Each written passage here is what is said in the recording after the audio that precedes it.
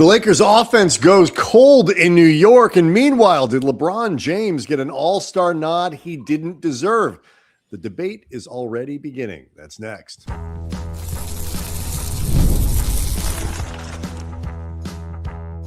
You are Locked On Lakers, your daily Los Angeles Lakers podcast, part of the Locked On Podcast Network, your team every day. Thanks to everybody for making Locked On Lakers first listen of every day, Monday through Friday, sometimes on weekends, Andy, and even the occasional holiday, no matter how, where you get your podcasts. It could be Apple. You might be a Spotify person. Maybe you're one of the 37,000 plus subscribers to the Locked On Lakers YouTube channel. No matter how you do it, you're part of making the Locked On Podcast Network the number one sports podcast network in this or any other universe. I'm Brian Kamenetsky with Andy Kamenetsky, almost 2 decades now covering the Lakers for ESPN, for the LA Times, for The Athletic. And in all of that time, Andy, LeBron James has been an all-star. And he is again this year. The NBA's reserves for the Eastern and Western Conference were put out on Peacock. Part of the big pomp and circumstance with a new media partner. So that happened on Sunday. LeBron James was named a reserve for the Western Conference, keeping his streak alive of being named to teams. But whether he deserved it or not is a different question, which we will get to momentarily after we talk about the game itself, Andy, because 112-100 in what some speculate might be LeBron's final trip to Madison Square Garden. The offense betrayed the Lakers, to say the least. Yeah, down the stretch of this game in the second half, like the last 3 or 4 minutes of the third quarter, and then the opening 5 or so minutes of the fourth quarter, it really stalled out. Like the Lakers did not score a point for something like the opening 5 minutes, give or take, of the fourth quarter. That is just deadly. You had 12 combined points from Marcus Smart and Jake LaRavia in the starting lineup. Landry Shamet outscored the entire Lakers bench in terms of points accumulated during the minutes that actually mattered by himself. I thought as the game went along, they increasingly started to ignore DeAndre Ayton. He opened 4-4 in the first quarter, ended up 6 of 6 for the game. He had a usage of 0.0 in the third quarter. Like, other than getting fed on a pick and roll and then immediately fouled, it was a non-shooting foul, so side out. I don't remember him touching the ball at all in the third quarter. Like, I went back and rewatched some of it and didn't see any of it. And I mentioned this because the stats really hold. The more DeAndre Ayton is involved, and when something like when they 15 points, 10 rebounds, or 15 points, the Lakers win 80-ish% of their games, something like that. But also too, I think Ayton is sometimes just a bellwether for how much are they actually running an offense. And the less involved Ayton is, I think it hurts them on a few different levels, and I think we saw it in this game tonight.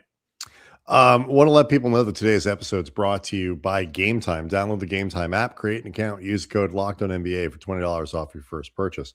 Yeah, I mean, I agree with you. It's, I think the Ayton stuff it was certainly symptomatic of the way things went. I mean, I don't want to make it sound like the Lakers were cruising offensively in the first half, because it wasn't. It was a really raggedy, kind of disjointed game with sloppy play from both sides. I think, the Lakers had some terrible possessions. The Knicks had some terrible possessions. Both teams, I think, were playing very, very hard, but not necessarily very, very effectively. The difference to me, like, you come out of the break, the Lakers go into halftime with a lead. By the way, the final score 112-100. Lakers come out in the third quarter, and where New York started to get a little flow, started to figure out how to beat the Lakers zone that was legitimately frustrating them in the first half. And they sort of figured it out by finding holes that weren't Jalen Brunson shooting. The Lakers actually did a decent job containing Brunson for a lot of the game. did a less good job as the game went along of containing everybody else. When New York started to get a little groove and make their push, the Lakers just didn't have an answer. LeBron was pretty good, 22 points, 9 of 15. Luka did his best to keep the team in the game, but the supporting cast was invisible. You mentioned those numbers from Jake and Marcus Smart in the starting lineup. It's even worse if you break down the supporting cast from 3-point range. LeBron and Luka together, 7 of 20, which is not great, but it's not catastrophic. LaRavia, Smart, Rui, and Jarred Vanderbilt from 3-point range were a combined 3 of 18. That is catastrophic. Yeah, I mean, I think LeBron and Luka's were pretty bad. I mean, they were pretty. I didn't say it was good, but you I know that if the rest of the guys aren't 3 for 18. They were about 20-ish%. They're around about themselves. I mean, they were not. They were 7 of 20. Right. At that high of a volume, I think that's pretty damaging as well. I mean, you can argue that the supporting cast made it worse. My point was more, I think, the 3-point shooting across the team. Mm-hmm. I wouldn't leave LeBron and Luka out of it. That's all. I'm not trying to leave them out of it. I'm just saying that the two of them, if you have to have, for your offense to function, you need to be able to have some kind of secondary shooting around to force defenses to lay off your star players, particularly to allow Luka to have enough space to be able to do stuff. And if you're not getting anything else, because LeBron, while he was 2 of 6 from 3-point range, again, not it's fine on that kind of volume. He was 9 of 15 from the floor. He was pretty efficient. Jake was 2 of 7. Smart was 2 of 9. It's not a good game for Jake on both sides of the ball. I actually thought Jake was really struggling in this game. Like, typically, if nothing else, the games where Jake isn't shooting well, you can count on him to hit the glass. You can count on him to defend both disruptively and effectively in terms of who he's guarding. And this just was a game where he really struggled. Rui was 5 for 11, but the 1 of 5 from threes hurts. And Jarred Vanderbilt didn't have a field goal. And, he was typical active self defensively, working hard and all that stuff. But, against good teams, your supporting group needs to be able to provide some stuff. And, this is one of those days where it's like, hey, it could have used Austin Reaves. And, the Lakers announced before the game started he was not going to play in this one. And we are running out of road trip for the Lakers to get Austin Reaves back on the floor. I got to say, and you and I talked about this, I don't know, maybe after like the second or third game of the road trip, because that whenever JJ said during either a pre or post or practice or whatever that Austin, I think it was after the Clipper game or something, or between the Clipper game and when they actually left town. Right, something like that. But JJ said that Austin was getting pretty close. He was playing in this 5-on-5 and the stay ready games and full contact. And then they upgraded him to questionable. And I said at the time, that makes me feel like they are pretty confident they're going to put him on the floor. They said they expected him. JJ said we expect him to play on the trip. Right, I know that. It wasn't even like he's trending the right way. He flat out said, we expect him to play on the trip. Right, and like as I said at the time, the reason that gave me a lot of confidence about Austin being back is this team, at least as of late, and maybe JJ hasn't quite gotten the memo as a relatively new guy on how this team handles injury news and injury process, but they tend to leave things open-ended in ways that don't pin them down for somebody's return. They have, if nothing else, if Austin does not play against the Nets, even if there is no true setback, they just set themselves up for aggravating fans. I have no idea how much the players are expecting Austin to come back, and it becomes deflating for them as well. But there's been an awful lot of warming up, game time decision not playing, for have upgraded him to questionable in the first place. And it just, if nothing else, gets back to the general questions and complaints we've had about how this team handles, I guess, both the rehabbing of injuries, the day-to-day medical side of injuries, but also the messaging of injuries. It is just not a strength of this organization. Yeah, and it emphasizes, what the team might need as we get closer to the trade deadline, which is, of course, this week. So you need Austin to come back. You need to think about what the team could do at the deadline, whether or not they can shore up some of this offensive inconsistency.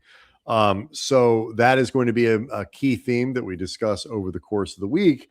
And then, of course, the big news, LeBron James named to the Western Conference All-Star team. That is something we will break down because the response to it has been understandably mixed. That's next.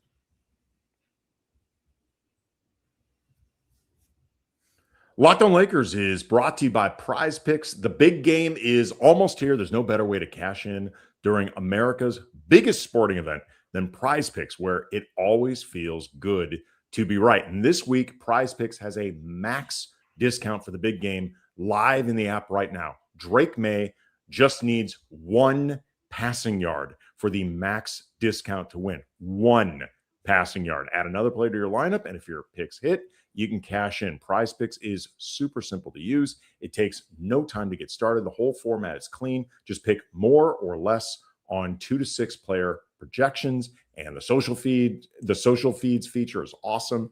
You can share lineups and even copy lineups from winners with one click.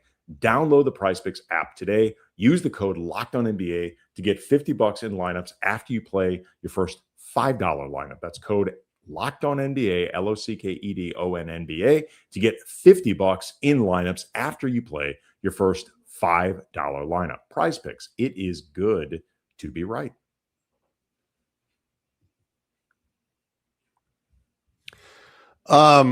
Yeah, I will just a couple more things on this game until we get to LeBron. It's just the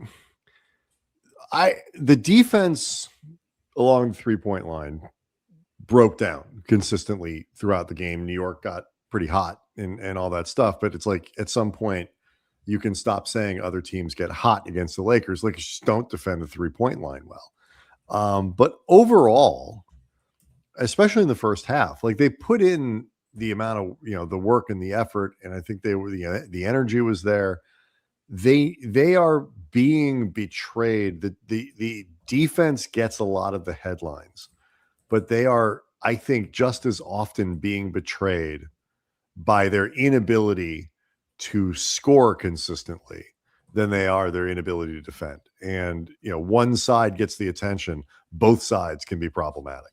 Yeah, absolutely. I mean, we've talked before about how this team's offense often dictates the efficiency of their defense, whether you're talking about avoiding turnovers or fast break points, teams running off makes and misses especially, but even makes, like the depending on the quality of shot, all that different stuff.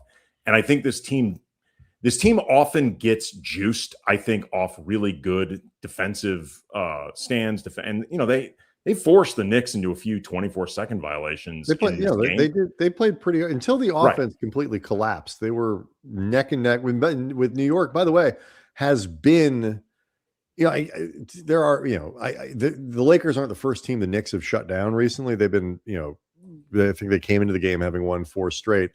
All of that on the defensive side of the ball. But still gotta be able to compete with your opponent. Yeah, the offense is supposed to be the thing that elevates the Lakers. Like, it's supposed to be the thing that brings out the best version of them. And however high you think their ceiling is, whatever's going to propel them as far as they can go in the playoffs, the defense is the thing that you hope can catch up to the offense, at least in theory, with the players on this roster. And when the offense isn't working, it puts a lot of pressure on this defense, not just because at that point you're forced to defend better, but you are forced to rely on a lot of non-strengths of this offense. It becomes really deflating for the guys out there. I think also it starts bringing out some of the worst instincts and habits of LeBron and Luka when they don't see the offense working. I think sometimes it leads both of them into hero ball mode, and I don't think it brings out the best in the offense in general, or not. I don't want to say it doesn't bring out the best in them as individuals, particularly Luka, because I mean, we've seen Luka save this team over the course of a quarter or even a half playing what some people would consider hero ball, but it's taxing after a while, and it becomes more predictable for teams to defend. Like, as great of a player as Luka is, and he is one of, at worst, the 5 best players in this league, no argument. Even Luka can start becoming predictable. Well, sure. It doesn't make him easy to defend. It just makes everything predictable. There's a big difference. It gets to kind of the like, this is a debate that happens with every star player who is surrounded by sort of inconsistent supporting talent. Like, when is hero ball, and when is it like I kind of have to do it myself? We've experienced this at different times with LeBron, depending on the supporting cast. Certainly it was an issue with some of the Kobe teams that he was on. Like, am I being selfish, or am I getting frustrated? Am I taking or am I really the only option? And so, at different points in this game that kind of straddled that line, where guys are just not, I mean, LaRavia was really bad. And not that you depend on Vando for this sort of thing, but his 3-corner threes looked like they were shot out of a cannon in this game. They were some of the worst he's taken in a while, despite being wide open. So it was a very frustrating night, you could tell, for all of them. And look, that's going to happen again. The Knicks have been a very good defensive team, certainly over the last couple of weeks. And this is their 6th win in a row. Yeah, they're playing well, but they're playing particularly well defensively. And so, the Lakers were going to need to figure out ways to score and also to defend, and what they, would hope to be a low scoring game. And it looked like it was going to be. But we'll see how they work this out. But they, again, emphasizes some of their needs going to the trade deadline, emphasizes the need to get Austin Reaves back. What was your reaction, Andy, when you heard the news that LeBron was named to the All-Star team? I was not surprised. We'll get into more of this in terms of the details, breaking down why I'm not surprised.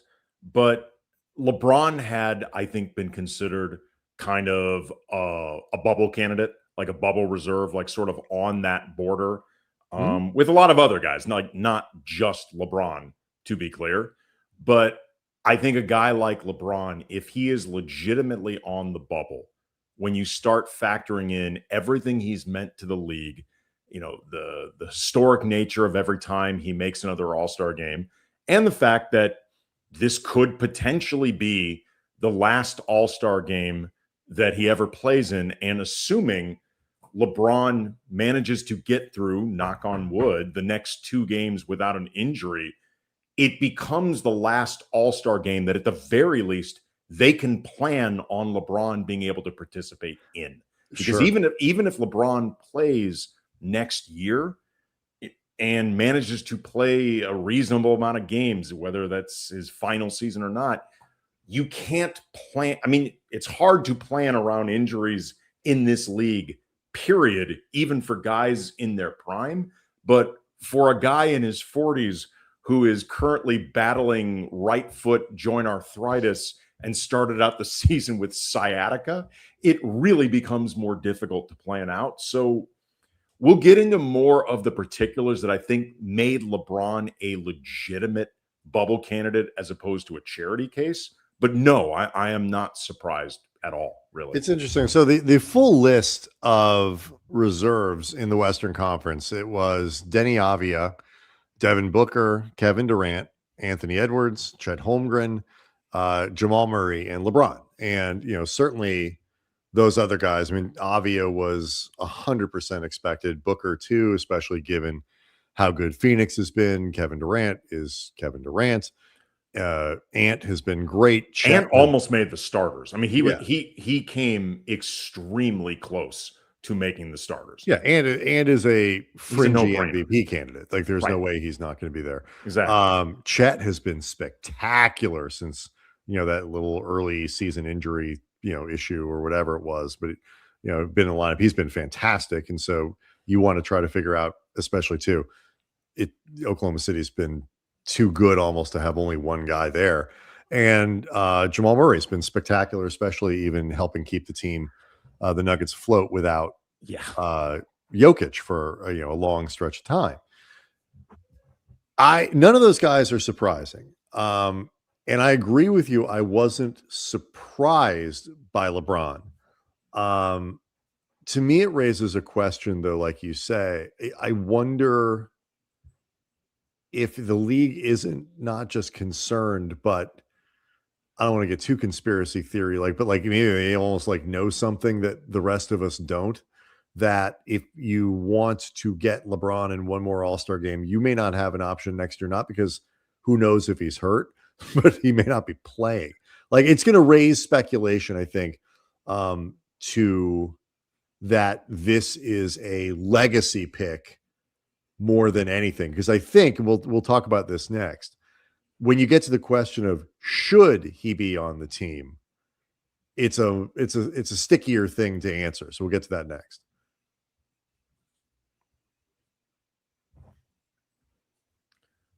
Locked On Lakers is brought to you by Game Time. Can you please, Brian, put up the Game Time banner for me? Thank you.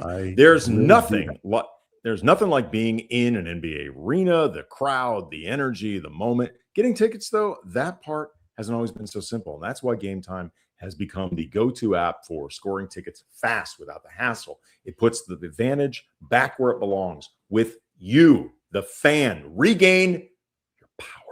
You can pull up the Game Time app, pick an upcoming NBA game, and get tickets locked in within minutes. And all with the price up front. All in. No surprise fees at the checkout. There's no, wait, what did they just charge me for? After I've already paid this thing? Being able to know the price is huge. Being able to see the seats that you're checking out before buying them, viewing them, that makes the decision even easier, especially with an app that's super friendly and super user intuitive. Take the guesswork out of buying NBA tickets with Game Time. Download the Game Time app, create an account, use the code LOCKED ON for $20 off your first purchase. That's code LOCKEDON for $20 off. Download the Game Time app today. And remember, it is gametime.co, not gametime.com. Locked On Lakers is also brought to you by BetterHelp. This episode is sponsored by BetterHelp. February can be a lot, no question. Flowers, candy, stuffed animals, and so much to talk about in relationships. And it can honestly feel like everyone else has it all together in their love life. But here's the truth, whether you're married, single, dating, or just focusing on yourself, most people are figuring it out in one form or another. And no matter where you are in your romantic journey, therapy can help you find your way. It can help you get a clear idea on what you want, what feels too heavy, and maybe even take a little pressure off yourself. It's easy to assume that everybody else has a perfect relationship, particularly I think in the social media era. But most people are working through something. There's almost everybody has got something going on that you may not be aware of. And therapy can help you recognize patterns that might be weighing your own relationships down, help you communicate better, set healthier boundaries, and stop carrying everything alone. The biggest thing, it reminds you that you are not behind, you are right on time. BetterHelp has licensed therapists in the US, and they do the initial matching work for you so you can focus on your goals. And if you want to switch therapists, super easy. You do that at any time. Sign up and get 10% off at betterhelp.com/lockedonnba. That's BetterHelp.com/lockedonnba.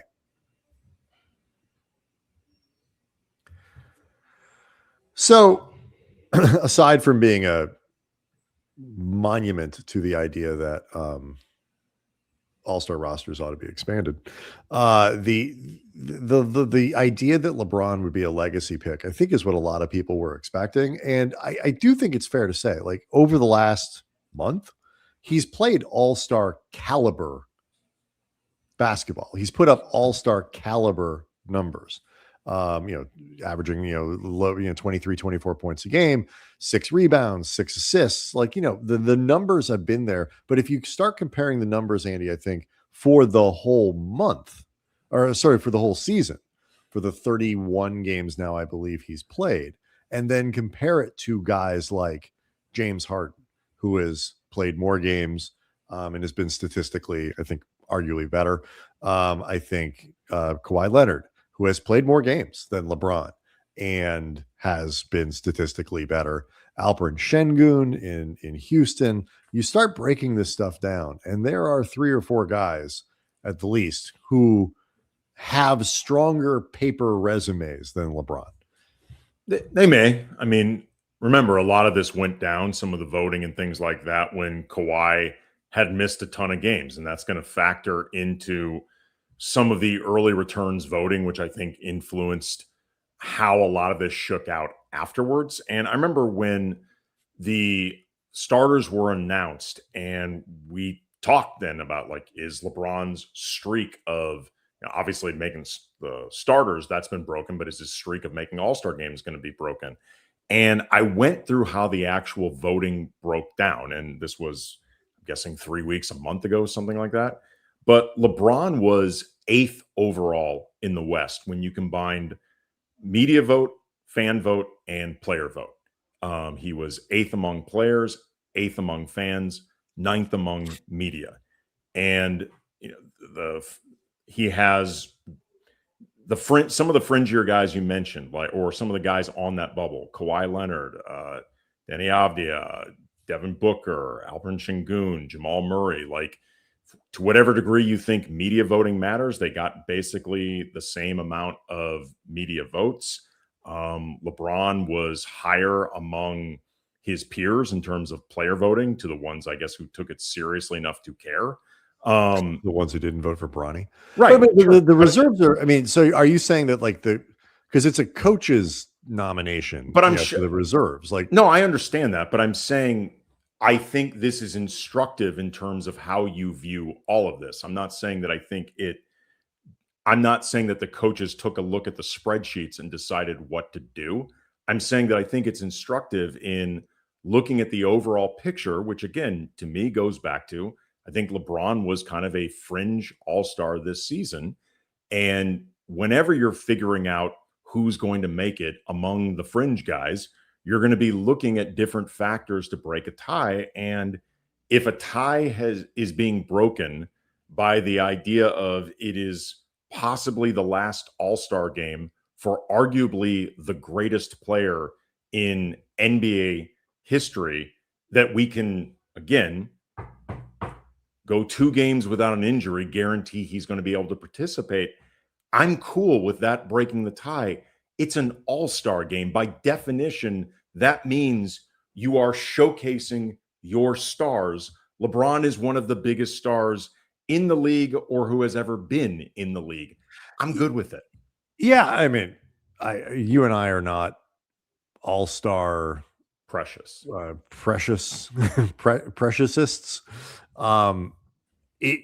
Where this gets sort of tricky and annoying, I think he is a fringe but worthy fringe all-star this season. That is the way I'd put it. I think he's a fringy all-star. There's always going to be a few fringy all-stars who make the team for whatever reason.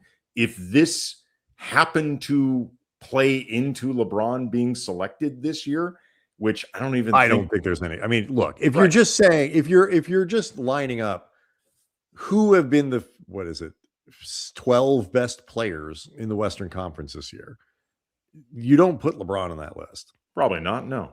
I mean, like, he's in because he's LeBron. And that is, again, I'm not saying he's been bad. If you're asking who are the top 20, he's been in the top 20. Well, but here's the thing. But it only matters, like, because these things start to matter for, like, how players it's like on the one hand, it's an all-star game, and I agree with you. I don't consider it that big a deal anymore. But like how we judge players and people and stuff, it kind of still sort of is. And so it does get a little tricky for leaving, and like I said, I wonder if there was any kind of like, hey, because it's Mitch Johnson, right? Who's coaching the team. I think is I forget who is. I don't even know what the team is. There's like 3 teams. I don't even know what that. I don't know what that means. I forget who the coaching staff. I wonder if there was a little bit of a text message or an email or something that was sent was like, hey, let's make sure LeBron James is part of the festivities this weekend. And my initial instinct when I heard this news was I really like there are lots of these little clues that start to happen where you wonder if you actually there is a larger possibility than I think some people like to entertain that LeBron won't play next year. That he might quit after this year. You and I always keep this possibility live. A lot of people, particularly those who aren't big LeBron fans, assume that he's going to want, and will insist upon the giant farewell tour because he's LeBron and the ego demands it. I just think there's a lot of reasons, there are a lot of scenarios in which he doesn't come back and play, and little things like this make me think it's more possible. Look, it's always been a live possibility. We've said this is the first time in LeBron's career where he truly cannot know exactly what's going on moving forward or can't have a pretty good idea. Like maybe he doesn't know the exact details. If he's got, LeBron's always been pretty good at controlling his NBA future and having a lot of power over it because he's earned that ability. But he can't, to large degrees, plan moving forward. Nope. Because at his age, I don't care how much care you take of your body. I don't care what kind of physical specimen you are. We've already seen, frankly, his Lakers career has featured more injuries than like the previous 15 years, probably doubled. Like he's had so many more injuries over the 8 years that he's been with the Lakers, as remarkable as it is how he's produced and how often he actually has been available. He's had way more injuries, including, the sciatica at the beginning of the season. That's a reminder of, do I think in a perfect world, LeBron would want a farewell tour? Yeah, I do. He both likes the spotlight and he's earned it. Like if anybody's earned it, it's LeBron. But I think something like the sciatica. I think if he knew he could play all 82 games or close to it, he'd take the tour. I was going to say, but something like the sciatica to start this season is a reminder of you can't control it. Yeah. Like when Kobe did his farewell tour, there were compensations made. Mainly he took a lot of home games off, which sucked, I guess, for a lot of Laker fans in LA who obviously get more opportunities to see him here, but that assumes you can afford to take 6 or 7 shots at this. But they managed to get Kobe through that season. But remember, there were no stakes to the season. Correct. Other than just getting Kobe through it. If you start announcing a farewell tour while you're on a team that theoretically would have stakes, because otherwise I don't know why LeBron would keep playing, and there's all this focus on a farewell tour that maybe has starts and stops because of your availability and health. And then that starts becoming a story, and it starts becoming a story that maybe overshadows your team trying to win a championship. Then all of a sudden, that farewell tour feels like a completely egocentric, narcissistic way to end your career. And LeBron's not going to want that. And, you talk about not just no stakes for Kobe's team. There were no stakes for Kobe because it was pretty well accepted at that point that Kobe was kind of broken. Yes. He could conjure it up every so often, but everybody, including Kobe, understood that he wasn't anywhere close, whereas LeBron has held a standard to where you can, credibly argue, I guess, that he's an all-star, in his age 41 season. So It will emphasize what we'll be doing around the trade deadline and how good this team is going to be, what they're going to be going forward. That was a conspiracy big theory. You mentioned conspiracy theories about whether or not the league knows something about LeBron and therefore they're putting him in this All-Star game. You could also wonder if a conspiracy theory was leave Kawhi off the All-Star team. Yeah. So there's one less thing to remind us of the aspiration. You can include Harden, but you're right. You do wonder if Kawhi is being punished for it, and Harden. James Harden's like, what did I do? Well, but you don't want Clippers reminding you of who. Well, it is in their building, Andy. I know, but I'm saying they can't do anything about that. But maybe if we all try hard enough, we can forget that this is the Clippers building. It's only been around a few years. A lot of people that is an interesting point. There's a 50-50 chance the average NBA fan has no idea what the Intuit Dome is. That's true. And meanwhile, if that's true, Alperen Şengün's been like, I plant trees in my spare time all the time with very little fanfare. But yeah, so we'll be focusing on the trade deadline as the Lakers try to get better. It was a major focus of conversation after the game.